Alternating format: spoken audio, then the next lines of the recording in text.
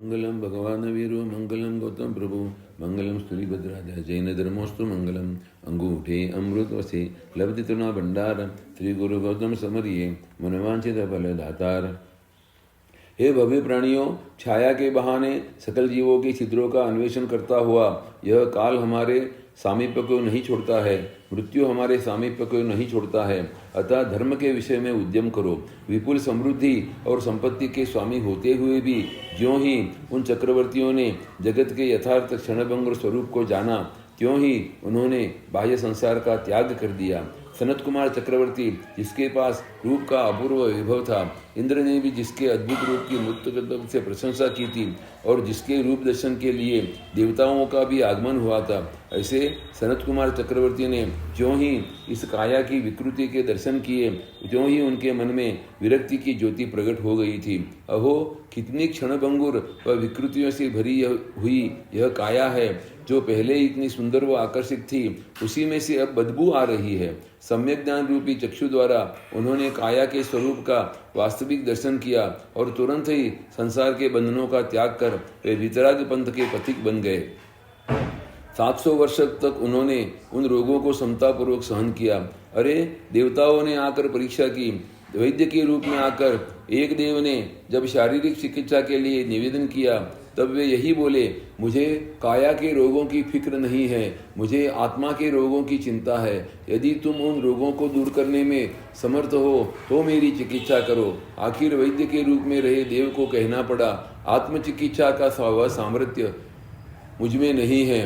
अपना मूल स्वरूप प्रकट करते हुए देव ने कहा, धन्य है आपकी समत्व साधना को। इंद्र महाराज ने आपकी जैसी प्रशंसा की थी, वैसी ही समता के आप धनी हो। इतना कहकर नतमस्तक होकर देव ने वहां से विदाई ली। वैराग्य शतक ग्रंथ के कर्ता हमें जगत के यथार्थ स्वरूप के दर्शन करा रहे हैं। वे कहते हैं, मृत्यु तुमसे दूर नहीं है, मृत्यु तो तुम्हारे साथ ही चल रही है। जिस प्रकार व्यक्ति की छाया व्यक्ति को छोड़कर दूर नहीं रहती है, वह तो जहाँ जाए साथ ही रहती है, उसी प्रकार मृत्यु भी छाया के बहाने अपने साथ ही चल रही है। जेब कतरे के बारे में शायद सुना होगा, वह साथ ही चलता है और अवसर देखकर चुपके से जेब काट देता है। बस इसी प्रकार मृत्यु अपने साथ ही चल रही है। वह सतत हमारे छिद्र शोध रही है। अवसर पाते ही वह अपना हमला कर देती है और हमारे स्वामित्व व संबंधों को तोड़ देती है। एक लेखक ने लिखा है, जन्म के साथ मौत निश्चित होती है, फिर भी डॉक्टर या स्वजन यह बात तभी कहते हैं जब वह मौत के अति निकट पहुंच गया हो।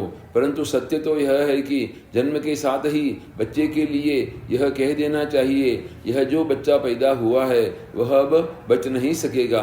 शास्त्र में भी कहा गया है, जन्म से ही मृत्यु हमारे साथ चल रही है, परंतु अज्ञान व मोह के कारण उस मृत्यु के दर्शन हम नहीं कर पाते हैं।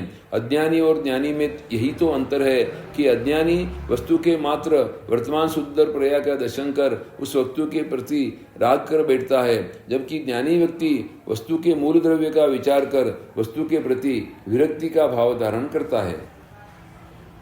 मधुर रस को देखकर रस के लोभियों की जीभ में रस टपकता है। उसी मधुर रस को देखकर उसके परिमाणशील स्वभाव का विचार कर विरक्त पुरुषों की आंखों में आंसू गिरते हैं, अर्थात वे वस्तु के वर्तमान पर्याय में राग भाव धारण करते हैं।